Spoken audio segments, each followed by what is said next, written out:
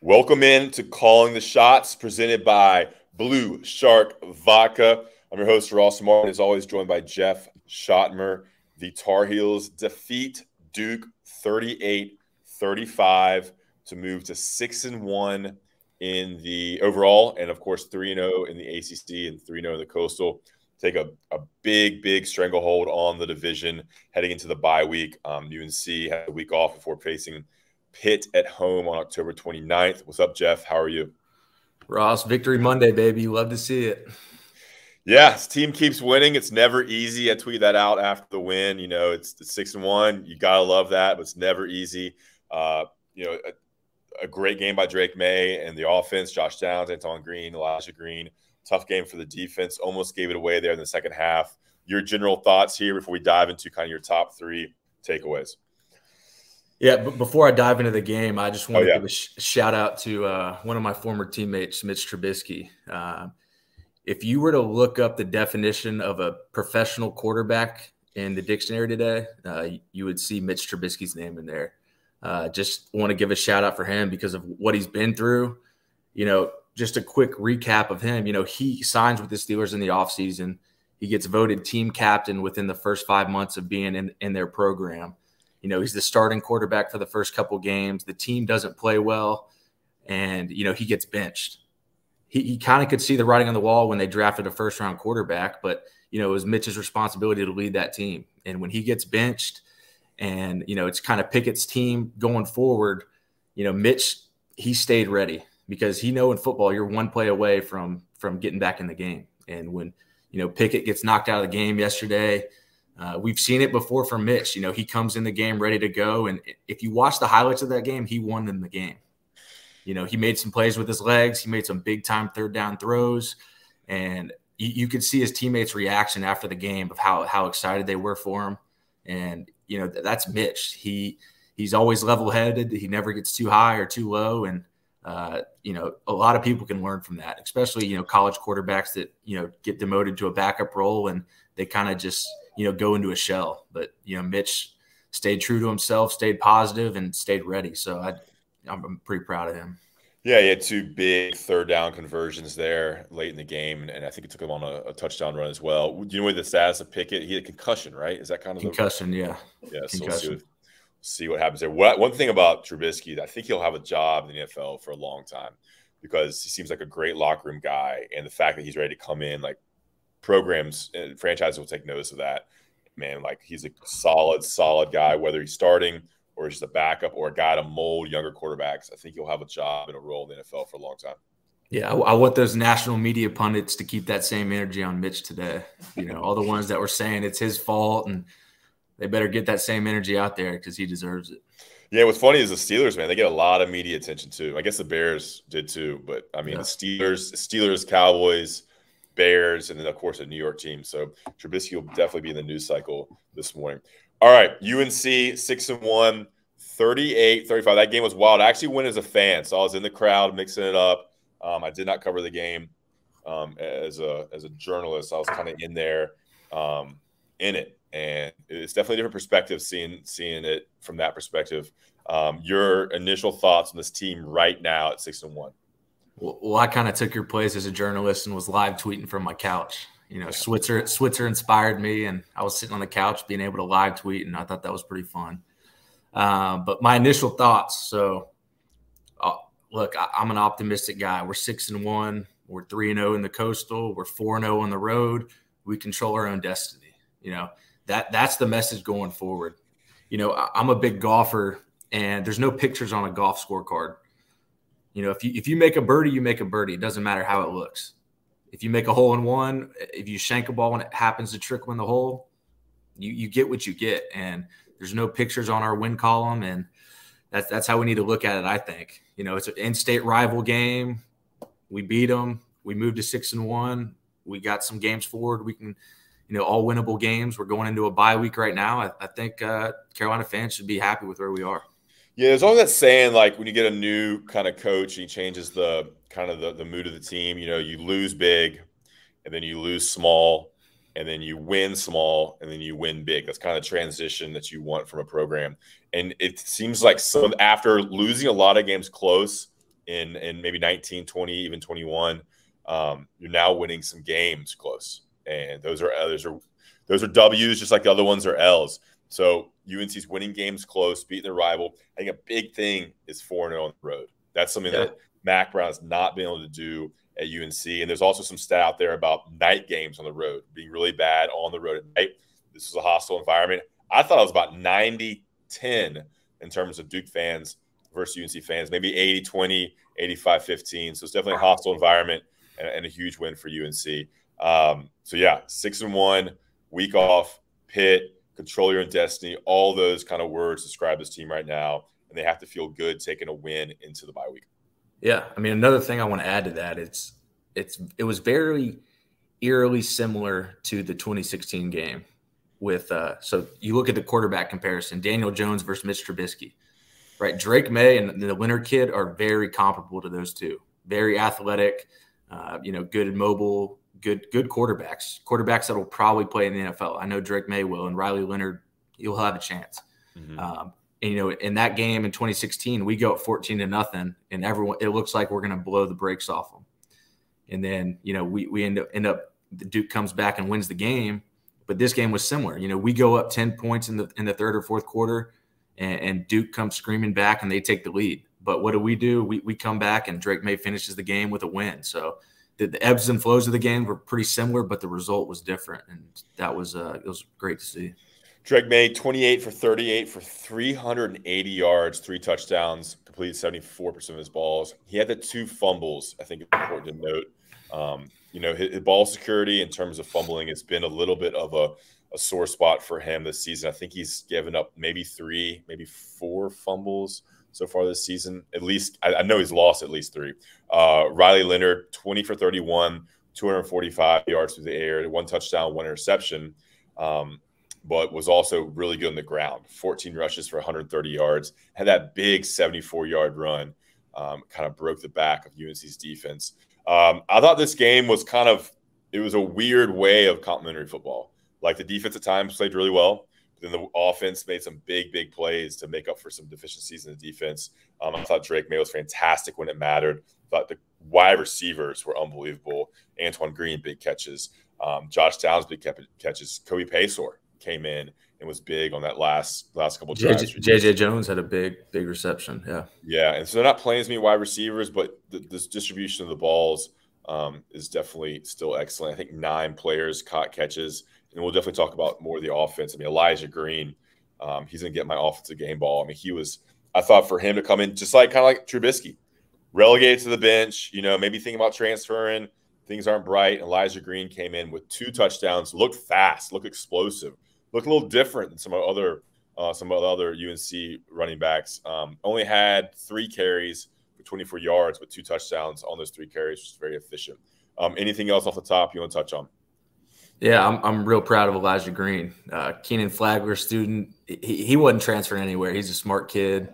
Proud of him. He showed some bursts that we haven't seen from our running backs. I think that's kind of what we expected from Petaway, beginning in the season. But when his number was called, he stepped up and made plays. And, he had 2 touchdown runs and caught a ball in the throw game for a first down. So, that's the true sign of a team. When your number's called, you step up and make plays.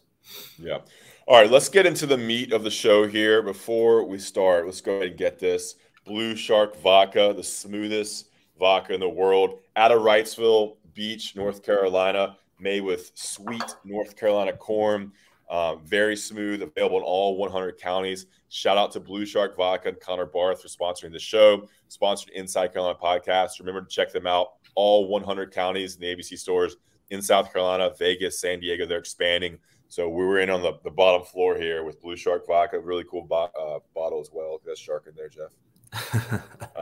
Hey, fall's coming. What about a little apple juice, a little apple cider, a little cinnamon stick, a little Blue Shark Vodka over ice? Nice little drink there for those tailgating. All right, Jeff, let's get into it here. Let's go defense first, and then we'll get into the 1-minute drives. I mean, your overall takes on the defense. I thought at times they were really good. At times they're really bad. It's kind of the same story. I think it's at this point, I'm wondering, my question for you is is the defense kind of what it is? Is this kind of what we're going to get I mean, we're past the midway point of the season. Is this kind of up and down defense? The secondary is not that good. You kind of stop the run, but still not great. Is that kind of how you see this group? I can't really put my finger on it right now because they're just wildly inconsistent, in my opinion. We look really good at times. Like you go back to the App game, we go 2 full quarters without allowing a touchdown, and then in the fourth quarter we let up 40 points. In this game here, we look pretty good through the first part of the first half. We let up 7 points, but with 5 minutes to go in the game, or 5 minutes to go in the half, and then we let up 2 touchdowns to go into halftime. I think we don't stop the bleeding as a defense. When a big play happens, we don't regroup ourselves. We kind of let it affect us going forward. And there's a pretty cool quote that Coach Bateman would always say is play each snap independent of the one before and after. And I don't think we're doing a good job of that. I think we're kind of letting the emotions of a big play affect us going forward. So if we can get that fixed, then, if we're letting up 25 and below for the rest of the season, we will be playing in Clemson in the ACC championship. Yeah. I mean, I think the run defense. I mean, Duke ran the ball 42 times for 297 yards. That's 7.1 yards per carry. I don't think you're going to beat many teams doing that. UNC does because they have a fantastic offense. I think it's missed tackles. It's a little bit being out of position. I thought at times that the dime package they brought in for, I think, 10 snaps with Will Hardy, with Robert Dilworth, they were out of position. They missed tackles. I mean, what do you kind of tell that group? Like, that's a young group. It's a chance to give those guys snaps. But it's in my eyes, watching the game live, it seemed like an issue for this defense. Yeah, I mean, this game, it wasn't very effective, but I will say that was the package that closed the game and got the pick. So, and I tweeted this during the game about Will Hardy. What a range of emotions for that guy. He goes from, they run a wheel route in the red zone, and it's a tough play. He gets beat for a touchdown that I thought we lost the game. We get the penalty on Duke, but he comes back, stays level-headed like Mitch, and catches a big interception to steal the game. So I was very proud of him for that. You see all the time DBs that they're diving for a ball that gets tipped and it goes through their hands because they have no ball skills, and they get up and they clap their hands and they shake their head like they should have caught it. But, that's back-to-back games with our DBs, catching interceptions to seal the game. So that's proud right. of them for that. Duke was 4-9 on third down. Not great. UNC was 8 for 13 on third down. Total yards, Duke had 542. Pretty even, 245 through the air, 297 through on the ground there. So I got a question for you. There's a good chance that Ja'Corius Conley comes back for the Pitt game. I think he's been cleared to play, getting him back in. He was wearing a big knee brace on Saturday night. So you think 2 more weeks, maybe he's ready. How do you see him fitting in? Because you coached him and you know what he can do. First of all, he's an unbelievable athlete. He's our best tackler, I think, besides Power and Cedric. And that's kind of what we're missing from the safety position is the ability to tackle and get guys on the ground. I don't know if you look at the PFF stats, I think maybe our 2 safeties might have the most missed tackles on the team. So to get him back, I think he'll play, a couple series in the Pitt game. He won't, be delegated to the starting job, but he will slowly ease him in. And, he's a great run defender that can blitz. So he'll be more of a box safety for us. That'll be an upgrade. Yeah. So I'm wondering does he come in and immediately start playing a bunch of snaps to ease him in for 10? They bring him in certain situations. Because like I said, I think in run support, I'm not sure if he's an upgrade in terms of pass support. Run support, physical, good angles, experience, and definitely kind of like that hybrid safety linebacker. Okay, anything else on defense you want to touch about? What do you think about defensive line? You think it looked better? I think there still needs to be more pressure on the passer would be one of my critiques.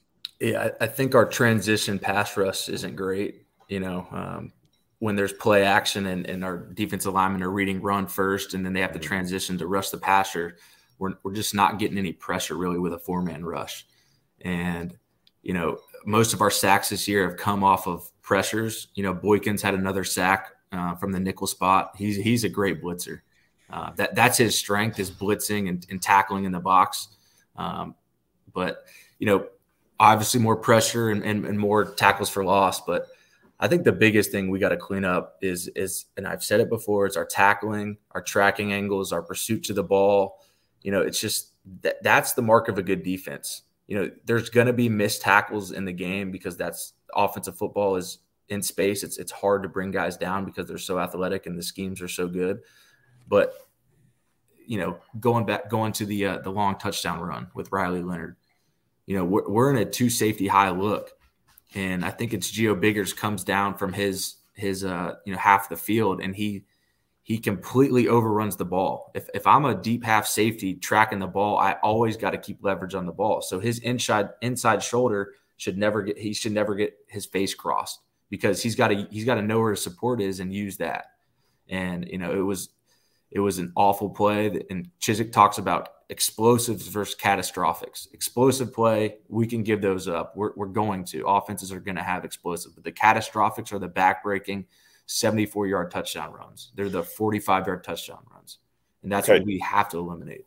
2 things. Can you explain leverage? Because Bateman would always talk about that. I mean, obviously we know kind of what that is in general, but can you explain when it comes to tackling and how you play as a quarterback or a safety, and what leverage means on defense? Yeah, let's start with, say, a cover 2 look where the cornerback is the flat player, okay? And there's some inside element, whether that's a linebacker or nickel is responsible for, a hook zone or an inside element, okay? So say the ball is pitched to the perimeter, and the linebacker is running inside out because he knows the corner is the flat player, the support player on his outside. So if I'm the linebacker or the nickel running inside out, I know that I have support to the outside of me. So I got to use my help, and I can't let the ball cut across my face. I got to force the ball to my flat defender. So it's essentially like funneling, like you funnel the play to where your help is. Exactly. Is that leverage? It's leverage. So leverage is an advantage in football. You never want to give up your leverage. And part of knowing and understanding leverage is knowing where your help is on the defense. So you got to understand the full picture of the defense. Yeah. And I think our guys understand that, but they just, for whatever reason, they don't do it all the time. When they do, it looks awesome. Yeah, there's still a lot of mistakes, and that's what leads to these bigger plays. The transitional pass rush. I mean, so you explain it well. Like that's when you're blitzing, like you're playing defense like it's a run, and then it switches to a pass. So as a defensive end, as a defensive lineman, what's kind of the mindset, and how do you kind of react to that physically when the play switches from what you thought it was going to be to what it is? I think the first thing that'll help us is getting run pass keys from the offensive linemen. I think our D-line's got to do a better job of that, because if you study offensive linemen during the week, most college offensive linemen aren't advanced enough to, disguise their looks. It's pretty obvious when they're run blocking versus when they're pass blocking. So if we get a tackle that's sitting high, most of the time it's pass. So we got to be able to read those keys more and get a jump. But so the transition pass rush, like there's times where there's play action passes. So the defensive lineman has to play a run first, right? He's going to strike his offensive lineman, but then it's majority of the time it's handwork. And I feel like we're just getting stuck on blocks and not, we're not slippery with our defensive lineman. I think Noah Taylor is probably the best at it, him and Kamen Rucker, just because they have that natural, they have great hands, but we're just not affecting the quarterback with a 4-man rush. And it's hard to change that in season, but I think that's one of our deficiencies. So when you're reading an offensive lineman, this is done pre-snap, right? To kind of see what the clues they're giving off. Yeah. And then immediately after the snap.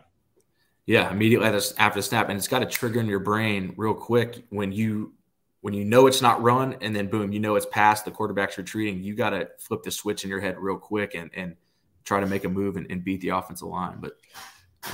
Yeah, I wouldn't say that's our number one deficiency, because it's not. I'm just nitpicking here because we have more issues than that, and I think the biggest issues comes down to getting off blocks, tracking angles, and tackling. At the end of the day, football boils down to those 3 things. It's good to always learn more things there, though. All right, so if you just look at the stats, you can just tell the pressure's not getting there. We had 1 sack. UNC had 1 sack against Duke, 1 quarterback hurry, and just 3 total TFLs. Biggers was in there for a TFL. Boykins had 1.5, and Gray had 1 TFL. So there's just not much disruption in the backfield for the UNC defense. All right, let's move on to, you want to talk about the 1 minute drives. UNC had 2 1 minute drives that led to touchdowns. The floor is yours, Jeff. Yeah. I want to talk about Drake May, and we talk about him every episode, but what he's doing is unheard of. Honestly, we've talked about, he has all the makings of a first round pick, but the 1 minute drive before the half was arguably the biggest drive of the game. We're down 21-10. Duke gets the ball to start the second half, so we got to get points on the board, and we have to get 7. And Drake showed every attribute that you want in a quarterback in that drive. He showed, and I tweeted this during the game, the willingness to check the ball down. When in a 2 minute drive, the secondary is probably playing a little bit looser because they don't want to give up the deep ball. So we call a deep shot, and then we trickle the running back out late, and Drake sees the deep shots covered, and he throws it to Caleb Hood. And what does Caleb Hood do? Get 12 yards and a first down. Then the next play, I think Drake gets a pass rush, and he eludes the rushers and scrambles for a first down. And then the next play, he throws a deep vertical shot versus cover 2 to Antoine Green down the sideline. So he shows the arm strength, the ball placement to fit it into tight windows. And then the next play, I think he scrambles out and throws the ball away. So he shows he's cerebral enough to, make the right play in a crucial situation. And then we finish with a touchdown where, it's a 4-man route. He scrambles out to his right, throws the ball on the run to Caleb Hood in the corner of the end zone. So his ability to, be accurate on the move outside the pocket. What more do you want from a quarterback? He showed everything that you want. And, I think that drive allowed him and gave him confidence and our offense confidence, at the end of the game to go score. Yeah. I mean, when they got the ball at the end there, what was it, with 40-something seconds left, or let's see. Oh, there's 2 minutes left. 2 minutes, yeah. 2:09 left. Like, I was very confident with Drake May being able to move the field, because you're almost at an advantage when you're running 2 minute drill, 1 minute drill, because the defense just has no idea what to expect. You have kind of all your options, and you're running hurry up. So, I mean, as a fan, I had confidence that they would go down and score. Now, when you get tighter in the red zone, it's a little bit tougher, but to move the ball with Drake May and what UNC has as a receiver is incredible. Do you want to talk about the last drive there too? Yeah, I mean, the last drive was, just as impressive. I originally thought we were going to score too soon, but we didn't. But so the most important drive, the most important play of a 2 minute drive is the first play. So the first play, we throw a hitch to J.J. Jones. He breaks a tackle and gets the ball, I think a 20, 30-yard gain. Yep. That right there puts pressure on the defense. They're like, oh shit, we just let up a 30-yard gain to start the 2 minute drive. They got the ball rolling. Now the offense has a little confidence. It's easier play calling on Longo. So that was a huge start to the drive. And then, Drake once again makes some plays with his legs. He had a couple questionable, should he throw the ball away, or, he tried to run it. He'll get that fixed. That's a learning experience. But he stayed composed the whole time. And I think, the fourth down play to Josh Downs was gigantic, because here's 2 things about the play. So Coach Brown has been going for fourth downs all year. And I think all those moments leading up, to that moment, we're preparing them for that play. We've gone fourth down to UNC offense now is just another down. It's just like first down essentially, because, they don't stress about it. It's just, they're used to it. They've been in that situation before. But the route that Josh Downs ran on that 4th and 5, and the ability of Drake to elude the rush and read what Josh was doing. So they're in a bunch set, and Josh is bracketed. There's 2 defenders on Josh, one with outside leverage, one with inside leverage. And Josh has an option route, so he's able to read both defenders' leverage and break away from their leverage. But he's double teamed, and he knows if he continues to go inside, he's got a defender who has leverage on him and can't beat him. But Josh makes an unbelievable athletic move, pivots back out. Drake sees it, steps out of the pocket, rolls to his left, and dumps it to Josh. That's as good as football as you can get.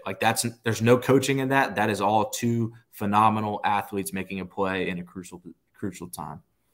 Yeah, I mean, the combination of Drake May and Josh Downs is hard to match in college football. And I think UNC is going to miss Josh Downs a lot. I mean, if he does leave after the season, of course, he's a junior, so he has one more year. But special wide receiver, very athletic, pinpoint in terms of his routes and everything. I mean, we heard Ryan Switzer in the last episode talk about how athletic and how good he is and how long he's been playing receiver. So it's a deadly combination. And I thought Antoine Green was great too.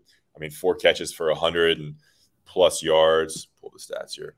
4 catches for 112. I mean, he is a deep threat. I think he's leading the country in yards per catch. And this weekend definitely helped as well. And, of course, gets the touchdown catch to give UNC the lead, 38-35. They reviewed it, man. It was close.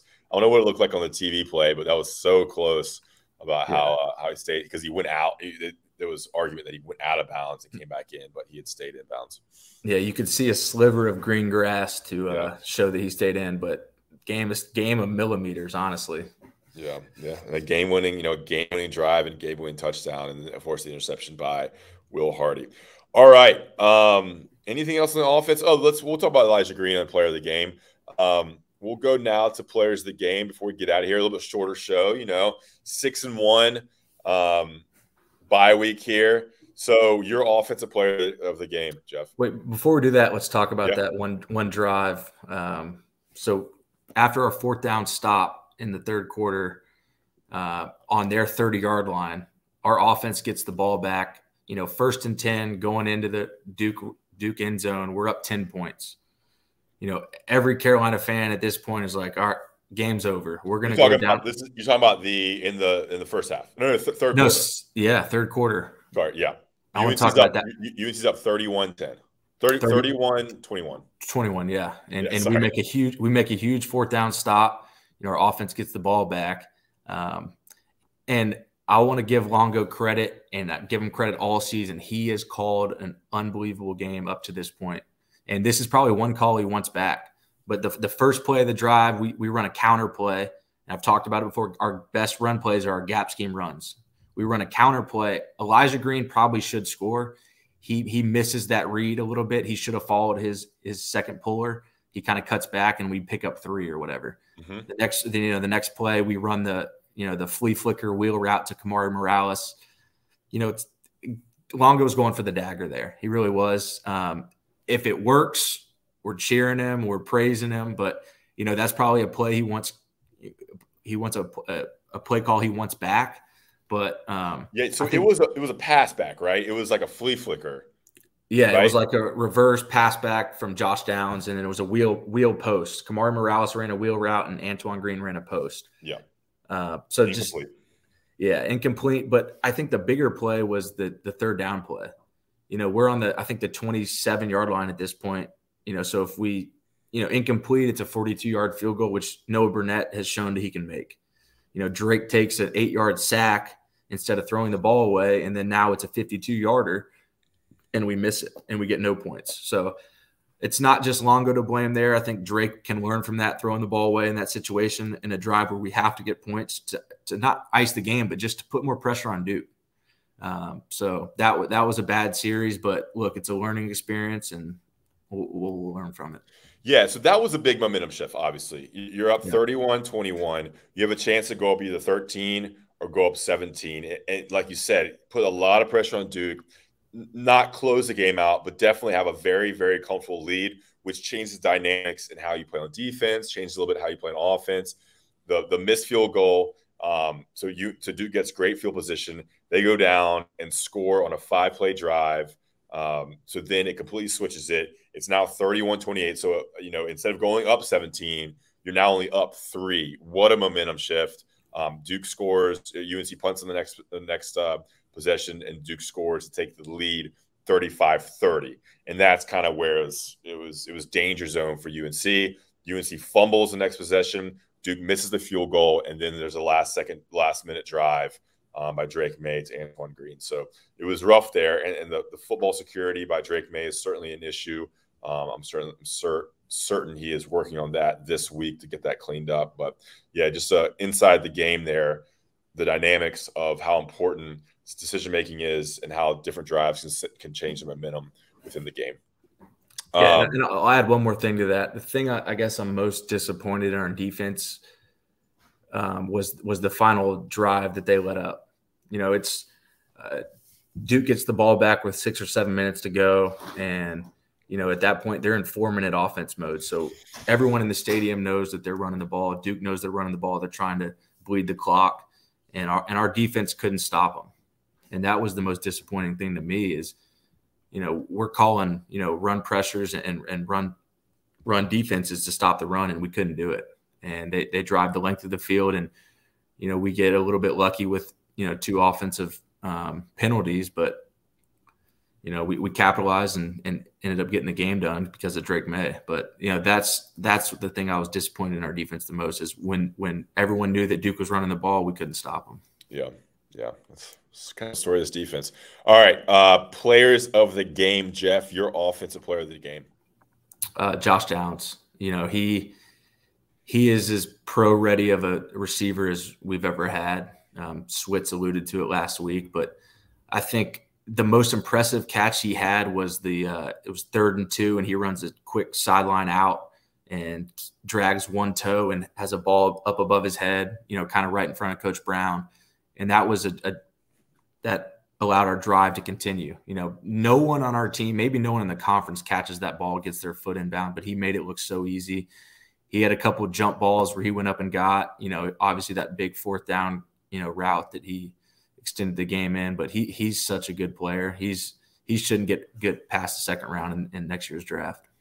Yeah, such a weapon, especially on 3rd down, 4th down, on these kind of drives where he can get open. 9 catches, 126 yards, a long of 38, 14 yards per catch, and it was targeted 11 times. I mean, that's kind of your classic Josh Downs box score. Get a touchdown in there, but 11 targets. I think that should be anywhere between 10 and 15 a game.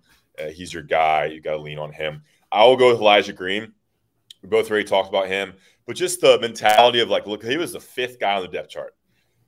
DJ Jones was hurt for this game. They've been leaning heavily on Caleb Hood. Amari Hampton's kind of the 2nd guy, but then Elijah Green comes in and immediately scores, and then scores again. 2 touchdowns on 3 carries, 24 yards, explosive, good burst. Caught 1 ball for 8 yards. I thought he looked really strong, and I would look for him to maybe get the 2nd amount of carries now after Hood. It seems like he's a good little change of speed back for Hood, and so you don't have 2 bruisers in there. And with that speed, UNC could use that, and he has experience, and it's a great kid. It's a good story there on on Elijah Green. All right, your defensive player of the game. I'm going to go with the ACC leading tackler, Cedric Gray. He didn't have a huge game stat-wise, but he made a huge impact. The first big play he made was a 4th down stop, from goal to go. That's the 2nd week in a row we've had a 4th down turnover on downs and, backed up, in our and the opponent's red zone. He made a great play running sideline to sideline and smoking Leonard on a quarterback, when he scrambled. And then he had a great series to start the 2nd half. He kind of completely blew up that Duke drive, and that kind of got the momentum back in our favor. He had a big PBU on the last drive right before the interception. And he got a little banged up, I guess, in the 2nd quarter, but he came back in and he played his ass off. So Cedric Gray once again. There you go. I'm going to abstain from my defensive player of the game. I don't know if anyone else stands out. It's good to see Travis Shaw get a lot of snaps. Yeah. He's a disruptor there. He got 13 snaps, but no one else really stood out to me. Cedric Gray always seems to fill the box sheet there. I thought the DBs, you think Boykins, but Boykins got beat a couple times, I thought. Yeah. I don't think Grimes or Duck are either worthy. So there you have it. All right, let's close out the show. Calling the shots, brought to you by Blue Shark Vodka, the smoothest vodka in the world. Shout them out. If you're drinking Blue Shark Vodka, tag me on Twitter. I'll retweet it. We appreciate their support. Let's look ahead here, Jeff. Our next show will be after the Pitt game, so we'll take next week off, and we'll be back to wrap up the Pitt game. Maybe have another guest. Seems like we got a little rhythm here of going guest, just us, guest. I don't know. We got Shaquille Rashad's out there. Love to have Caleb Presley. Or like that.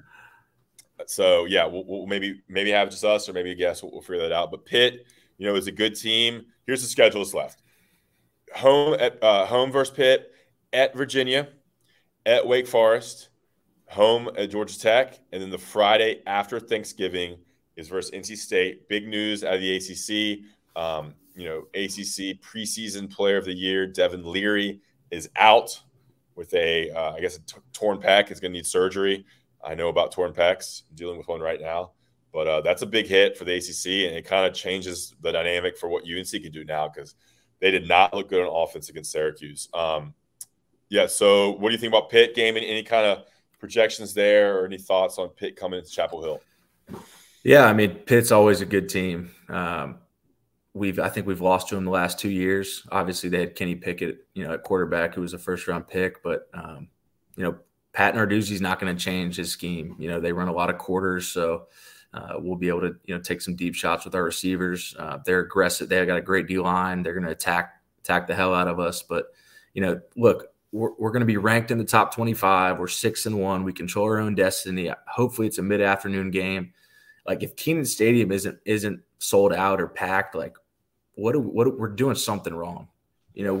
We complain about our team so much, but look, we're 6-1. Like, let's fill that thing. Let's make it a great atmosphere. Let's support our guys. I'm flying up for the game. I'm pretty pumped about it. So, I kind of want it to be a night game. I don't know if it will, but a 3:30 game would be ideal. But let's pack the house and go support our team and drink a bunch of Blue Shark vodka to tailgate so our fans are nice and rowdy. Pitt beat Virginia Tech. Was it last? They had a bye week, yeah. So they were not active this week, but the week before they beat Virginia Tech 45-29. They're now 4-2. They do have losses to Georgia Tech and Tennessee. Tennessee is now like the number 3 team in the nation. They have Louisville this week. So UNC has the bye. And remember, I think Mac Brown's like 0-5 off of open weeks. A stat to consider here. So hopefully UNC can get that turned around. And then it's on the road at Virginia. And then at Wake. Wake's probably the toughest game on the schedule. I'll be interested to see the Pitt spread. It could be pretty close there. Pitt's a good team. All right. Anything else, Jeff? I predicted we would go 9-3 at the beginning of the year and play Clemson in the ACC championship, and I'm going to change my prediction to 10-2. I think we'll go 4-1 down the stretch. I'm not going to say which games we're going to win or lose, but 4-1 down the stretch secures us a spot in Charlotte, play Clemson again. So that's what we should expect out of our team. Yeah, that's not crazy. And even if the toughest game, maybe Wake, and then maybe Pitt, and then State. But in the Coastal, UNC controls their destiny with Pitt and Virginia and Georgia Tech left in the division for UNC. All right, for Jeff Schoettmer, I'm Ross Martin. Guys, check out Blue Shark Vodka. Appreciate their support. Calling the shots, presented by Blue Shark Vodka. We'll talk to you next time.